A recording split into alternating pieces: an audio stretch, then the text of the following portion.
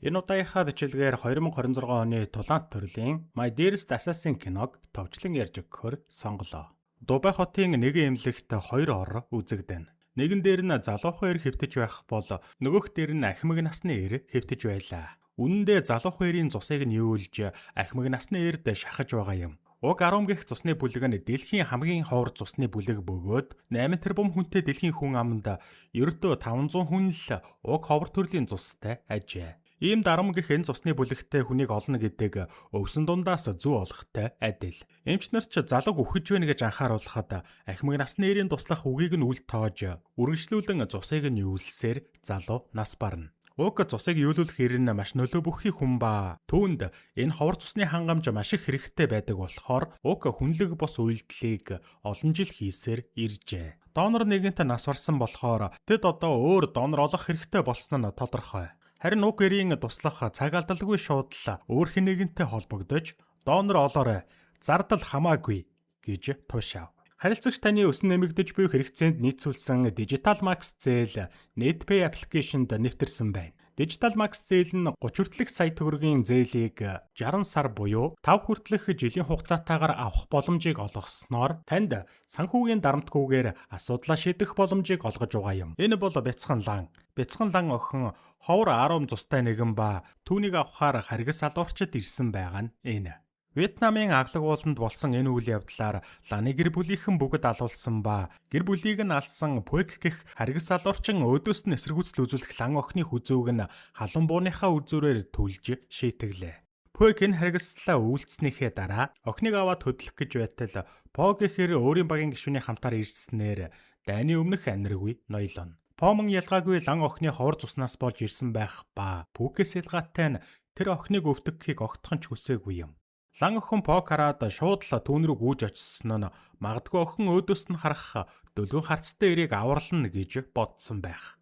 Буудалцаан эхлэхэд По хамтрагчийнхаа хамтаар Пуэкийн бүхэл хүмүүсийг ядах зүйлгээ устгаснаар Пуэк амжиж зүгтаалаа.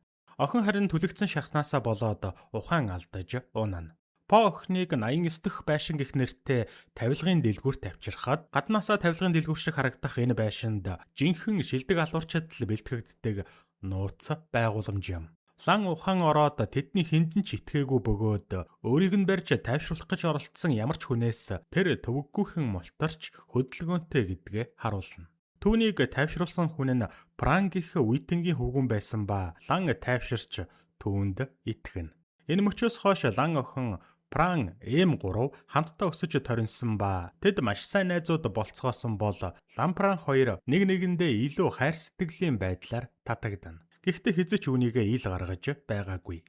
Нөгөө талд киноныханд гарсан 10 цус хэрэгтэй баян эрийн туслах маш ихээр ууралж байлаа. Пуэк 10 цустай охиныг нүдэн дээрээ алдаж орхисон болохоор асуудалд орсон нь тодорхой. Хүчрэхийг туслах эмэгтэй Пуэкийг сүрдүүлж анхааруулга өгөхөд Пуэк жоохон цаг өгөөч гэж түүнээс гуйна. Пуэк маш олон хүнээс 10 цусыг хайсан боловч тусыг олсон бөгөөд арга барсандаа өөрийн нэг хүнээ хүртэл хөнөөнө. Энэ үед лан Пран хоёр Эмиг мэрэгжлийн ангууч болж байгаа хүнд бэлтгэлийг үзэж байлаа.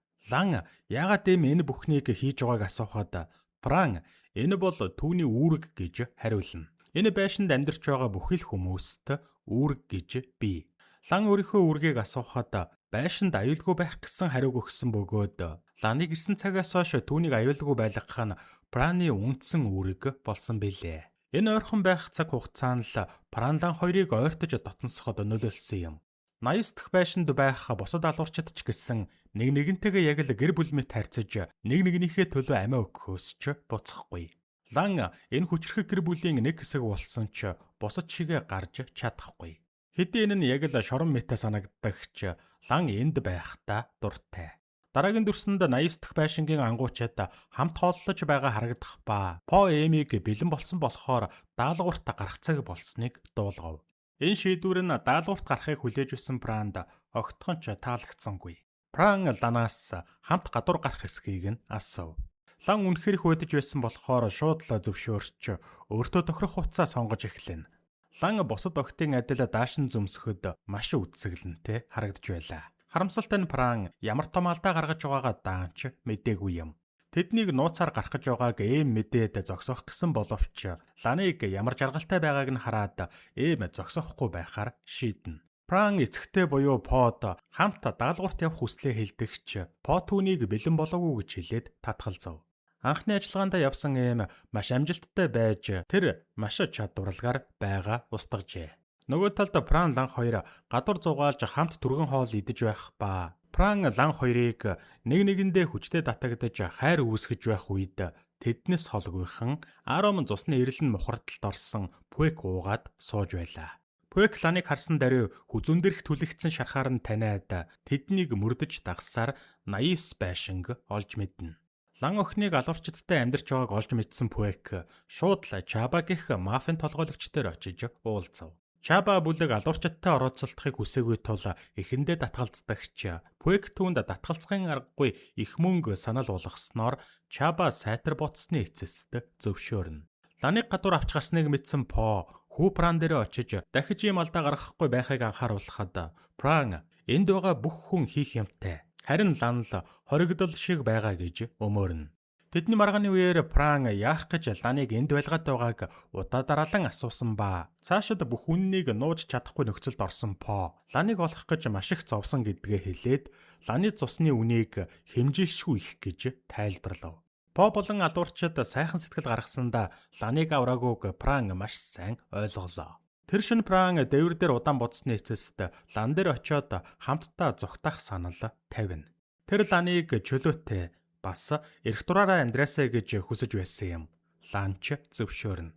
Гэвч тэр хоёрын хинэнч аюул гадаа ирснийг мэдээгүй байлаа. Чаба Пүек хоёр хүмүүсийнхээ хамтаар 89 байшинд аль хэдийн ирсэн байх ба тэд гинтийн дайралтанда бэлтгэн.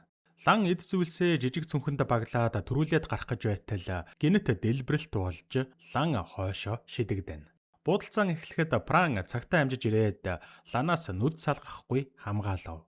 Алуурчид цуглаж орж ирсэн халдагсдыг устгасаар байсан ба Ланыг зөөх гэж байх тэр лагшинд Лан хүзүүгэн төлсөн Пүекийг олж харлаа. Лан Праны бууг булааж аваад Пүек рүү гал нээдэгч онсонгүй.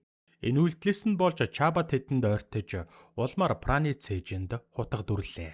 Хүүгээ аврах гэж ойртсон Поч гсэн буудуулан шархтаж тэд баг зэрэг ухарч хаалттай эмнэлгийн хэсэг рүү ороод төмөр хаалга хаана. Алуурчид шуудлаа Ланыг орон дээр хэвтүүлж хүчээр цусыг нь соруулж Пран руу шахаж эхлэв. Пран болиулах гэж оролдсон ч энэ түүнийг аврах цорын ганц зам билээ. Тэрхэн мөчид Лан өөрийн үүргээ ойлгоно. Тэр бол Праныг гэмтэх үед ашиглагдах ёстой цусны банк нажээ. Энэ л зорилгын улмаас По Ланыг аварч энд авчирсан байж. Энэ бүхнийг мэдсэн Лан зүгээр л чангаар уйлж эхлэв. Гадна талд хамгаалж үлдсэн хоёр алуурчин сайн тулдаж байсан ч удалгүй алууллаа. Одоо алуурчид болон халдагчид хоёрын хооронд ганц төмөр хаалгал үлдэв. Пранч хурдан сэргэлт авч одоо тэдэнд тулдангаа зүгтаах ганц л сонголт үлдэнэ. Тэд хаалганы доогуур түл шасгаж араас нь хийм баллоныг шатаан дүлхэж гаргаад буудаж дэлбэлэхэд энэ тэдэнд зайгаа авах давуу талыг олгоно. Тэд буудалцаж урагшилсаар үндсэн хаалган дээр ирсэн ч Чабагийн хүмүүс аль хэдийн системийг нь хаагдсан байсан болохоор хаалга нь ажилласангүй. Иймд По өөрийгөө золиослж гар удирдлагыг дарахаар халдагчдын эсрэг дайраад тэр үнийг амжилттай хэрэгжүүлсэн ч өөрөө маш олон удаа буудулсан болохоор үхэтхийн унлаа. Тэр сүүлчийн хүчээрээ өөр нэг зүйл хийсэн нь Сидерүүд эсрэх бөмбөгийг идэвхжүүлсэн явдал байлаа. Илүү өндөр боломж Digital Max. Maxel. Өндөр дүндээ санхүүгийн хэрэгцээг Digital Max-аар 30 сая төгрөг хүртэлх боломжоо Max-т нь тулаг. 30 сая төгрөг хүртэлх барьцаа хөрөнгө шаардахгүй Digital Maxel. 60 сар хүртэл илүү уртаар зээлийн эрхээ тогтоо. Digital Maxel. Мэдээ. 89 барилга дотор асар том дэлбэрэлт болоход алуурчид амжилттай гарч амжсан байв.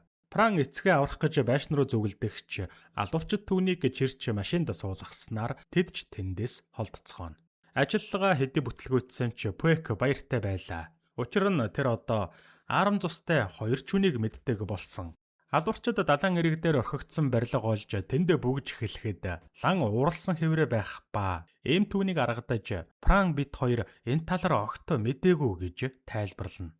Лан ч баг зэрэг тайвширч үнэнд итгэв. Лан гэр бүлийг нь алсан Пуэкээс өшөөгөө авахыг маш их хүсч байсан болохоор Праныг бүрэн сэргэхэд хүн алахыг зааж өгөөч гэж гуйв. Алуурчид эхлээд Ланы гар тулааныг шалгахад Лан үнэхээр чадварлаг байх ба түүнд алуурчин болох бүрэн чадамж байлаа. Түүний биеийн хүч тийм ч сайн байгаагүй болохоор эхлээд хүчийг нь сайжруулах бэлтгэл хийлгэж эхлэнэ. Лан гүйж бас хутгатай харьцаж гардан тулааныг эхнээс нь сурна. Удалгүй буу задлж угсарч бас хэрэгтэй үед өөрийнхөө шархыг оёх арга ихч заалгалаа. Бэлтгэл үнэхээр хүнд байсан ч Лан чин сэтгэлээс хичээж бүхнийг дуулууртай сурч байв. Пуэк алуурчдыг олж ирэх нь цаг хугацааны асуудал байсан болохоор Ланд бэлтгэх цаг тун давчуу байлаа. Нэг өрөө Пран хутга шидэх бэлтгэл хийж байсан Лан дээр очиод хүний чухал судаснууд болон хаана эмзэг хэсгүүд байдгийг зааж өгөв. Энэ үедээ тэд хит ойртсон байсан тул цаашид нэгэндээ татагдах мэдрэмжээ захирч чадлагүй дотн харилцаанд орно. Өглөө болж Лан алуурчдад хоол хийж өгөөд хооллох зуур Пуэк зэвсгэлсэн хүмүүсийн хамтаар алуурчдын байрлж байсан газарт ирцгэн. Алуурчид тавуулахна бол Пуэкийн хүмүүс олуулаа. Пуэк хүний тоондоо итгэлтэй байсан бол алуурчдын удаад бүрэн бэлтгэлтэй байсан юм. Халдагсдыг барилгад нэвтрэх үед алуурчид төрүүлж довтлон нилээд олныг хөнөв. Барилгын дээр доор хаас айгүй тулдаан өрнөж эцэст нь алуурчдаас Пран Лан эм гурвал үлдлээ. Эм замдаа таарсан хүн болгоныг алж байсан бол Лан заналт Пуэктэй таарч хутгатай тулаан эхлэнэ. Пуэк хүзүүг нь түлж байсан охиноо ядах зүйлгүй илүүрхнэ гэж бодсон ч Лан хангалттай өрсөлдөө үзүүллээ. Дээвэр дээр барилаа эзэлж дасралтгүй гал нээж байсан Чабагийн хамгийн ойрын хүнийг эм дээврээс мөргөж унгаад хүзүүг нь хагархаа шилээр огтолж хөнөөнө. Чаба галзуурч эм рүү буудаж эхлэх бөгөөд тэр дахин нэг удаа Прантай таарч тэдний хоёр дахь тулаан эхэллээ. Пран энэ удаа Чабаг илүүрхэж хэмхнүүдэд доод давхарлаа өшгөлж унгадагч гүйцэлгүй орхив. Нөгөө талд Лан Пуэк хоёрын тулаан өндөрлөх шатандаа ороход Лан сурсан гардан тулааны аргуудаа хутгатайгаа хослуулж Пуэкийг унгаад цээжинд нь хутгаа зоолоо. Пуэк хариу барих гэхэд нь Лан хутгийг нь булааж аваад цээжинд нь олон дахин хутгаа зоож уруулыг нь сэтэлж нэг мөр гүйцээж өшөөгөө авах нь тэр. Пран Лан эм 3 нуусан машинаа унаад тэндээс холдож эхлэхэд Чаба туслахынхаа бууг ашиглаж тэдний машин руу галалсаар. Сомнууд машинд тусахад ард сууж байсан Лан оногдох ба Лан өвхөж магадгүй нөхцөлд оров. Тэд холтсоор өөр нэгэн эзгүй газарт ирэхэд Пран өөрийн цусаар Ланыг сэргийх гэж оролдоно. Энэ үед эм хэрвээ ингэвэл чи өвхөж ч магадгүй гэж Пран тэлдэгч Пран намайг ухаан алдвал эмнэлэгт хүргэрэй гэж эмд даатгана. Цус сэлгэж эхлэхэд Чаба тэднийг олоод ирэх ба Пран цус сэлгэлтэд болиулах гэсэн боловч эм түүнийг бариад би өөрөө зохицуулъя гэж хэлснээр Пран хийж байсан зүйлээ үргэлжлүүлж эм Чабагийн эсрэг тулалдлаа. Энэ тулаанд эм хутгалуулж өхлийн шарх авдагч эцсийн хүчээ шавхан байж Чабаг гүйцээнэ. Нэг талд эм шархнаасаа болоод үхэж байхад нөгөө талд Пранч гэсэн үхэж байв.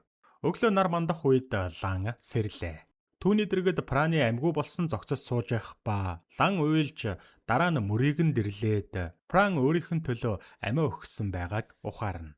Энэ бүх хугацаанд түүний хар дарсан зүйчийг амьдралд гэрэлгээг нь болж исэн хүн бол зөвхөн Пран байсан гэдгийг Лан чин сэтгэлээсээ ухаардагч дэндүү оройтсон байлаа. Хэдэн жилийн дараа Вьетнамын хаан ихтэй нэгэн хүү хутга шидэх сургуйлалт хийнэ. Удалгүй ээж нь хүү дээрээ ирэхэд хүүгийн ээж нь Лан байх ба энэ хүү бол Праны хүү. Хүү ээж эцэг хоёр шиг ховор аарам төрлийн цустай бөгөөд түүний ирээдүйд ирэх аюулыг харгалзан үтсэн Лан хүүгээ юунд ч бэлэн байлгах үүднээс багаас нь бэлтгэж байгаа нь энэ. Тухайн үед Лан Пуэкийг маш олон удаа хутгалж гүйцээсэн ч Пуэк үхээгүй байгаад зогсохгүй хуруу нь хөдөлж байгаагаар кино төгсдөг.